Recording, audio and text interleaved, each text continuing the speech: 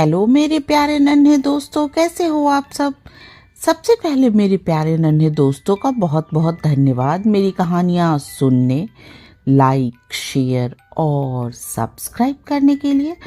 बच्चों, आज हम सिंहासन बत्तीसी की 5वीं पुतली लीलावती पुतली की कहानी सुनेंगे।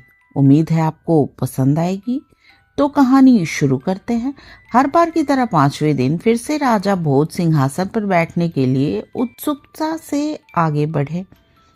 सिंहासन की तरफ कदम बढ़ाते ही उसमें से 5वीं पुतली बाहर आई और उसने अपना नाम लीलावती बताया। लीलावती ने राजा भोज से कहा, राजन, राजा विक्रमादित्य वीर होने के साथ साथ बड़े दानी भी थे। अगर आप भी उन्हीं में से एक दानवीर हैं तो ही आप इस सिंहासन पर बैठ सकते हैं। इतना कहकर लीलावती ने विक्रमादित्य की दानवीरता की कथा सुनानी शुरू की। एक बार राजा विक्रमादित्य के दरबार में एक ब्राह्मण आया। वो राजा से मिला और उसने कहा कि अगर आप तुला लग्न में एक महल बनवाएंगे तो उनकी प्रजा में खुशहाली आएगी और उनकी कीर्ति चारों ओर हो जाएगी। राजा को उस ब्राह्मण की बात सही लगी और उन्होंने महल बनवाने का फैसला लिया। हीरे जवाहरात, सोने, चांदी और मोती से उन्होंने एक भव्य महल का निर्माण करवाया। महल तैयार होने के बाद राजा का पूरा परिवार, उनके रिश्तेदार और प्रजा उस महल को देखने के लिए आई। राजा विक्रमादित्य ने उस ब्राह्मण को भी आकर महल देखने का न्योता भेजा। सभी महल की खूबसूरती को देखते ही रह गए। वो ब्राह्मण भी महल देखकर दंग रह गया। महल की सुंदरता देखने के बाद ब्राह्मण के मुंह से अचानक निकल गया, काश ये महल मेरा होता। ब्राह्मण की इच्छा जानकर राजा ने तुरंत वो महल ब्राह्मण को दान में देने की घोषणा कर दी। महाराज की बात सुनकर ब्राह्मण हैरान रह गया। वो दौड़ता हुआ अपने घर पहुंचा और उसने ये बात अपनी पत्नी को बताई। उनकी पत्नी को इस बात पर विश्वास नहीं हुआ और उन्होंने सोचा कि शायद ब्राह्मण पागल हो गए हैं।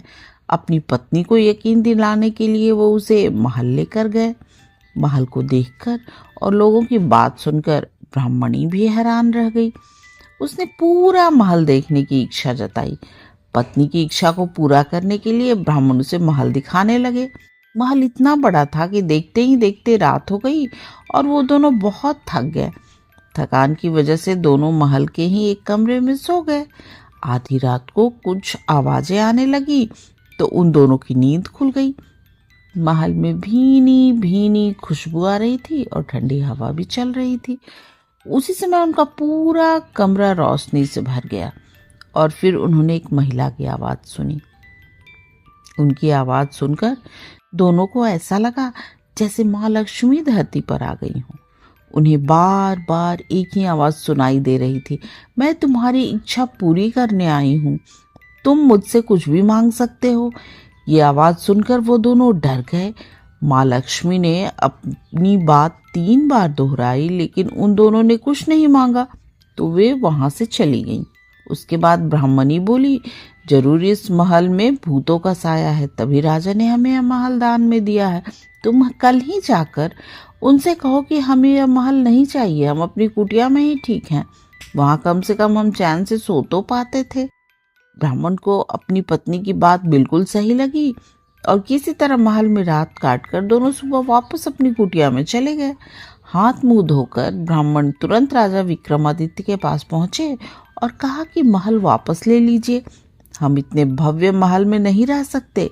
इस पर राजा ने कहा, हे ब्राह्मण देव, वो महल मैंने आपको दान में दिया है, इसे मैं वापस कैसे ले सकता हूँ। ब्राह्मण ने राजा की एक बात नहीं सुनी और बार बार उनसे महल वापस लेने को कहने लगा। ब्राह्मण की जिद को देखते हुए राजा विक्रमादित्य ने कहा कि वो उस महल को उनसे वापस नहीं लेंगे लेकिन खरीद सकते हैं। ब्राह्मण ने राजा की बात मान ली।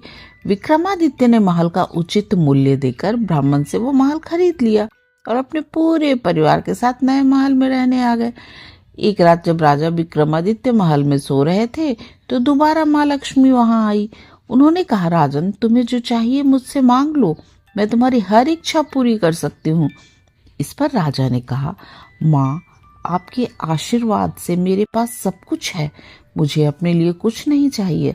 हाँ, अगर आप कुछ देना ही चाहती हैं तो मेरी पूरी प्रजा पर धन की वर्षा कर दीजिए। ऐसा होने पर मेरी पूरी प्रजा संपन्न हो जाएगी।